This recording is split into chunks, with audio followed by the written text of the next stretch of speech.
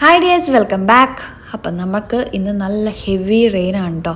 നല്ല മഴയുണ്ടെങ്കിലും ചൂടിന് യാതൊരു മാറ്റവും. ചൂട് കൂടിക്കൂടി വന്നുകൊണ്ടിരിക്കുകയാണെന്നാണ് എനിക്ക് തോന്നുന്നത്.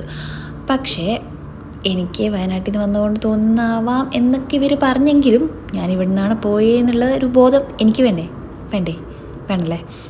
അതൊക്കെ അവിടെ ഇരിക്കട്ടെ. അപ്പോൾ ഇന്ന് നാത്തൂൻ്റെ വക നല്ല സ്പെഷ്യലായിട്ട് എന്താണ്ടോ സംഭവം ഉണ്ടാക്കുന്നുണ്ടെന്ന് കേട്ട് മണത്തറിഞ്ഞ് ഞാൻ അടുക്കളയിൽ എത്തി നോക്കുമ്പോൾ എന്താണ്ടോ സ്പെഷ്യൽ ഉണ്ടാക്കുന്നുണ്ട്.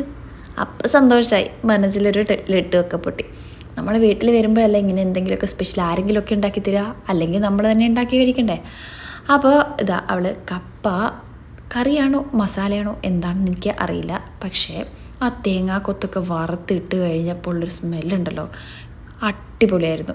അതേപോലെ ഇത് കപ്പ ബിരിയാണി കഴിക്കുന്ന പോലെയൊക്കെ തന്നെ ഉണ്ടായിരുന്നു കേട്ടോ.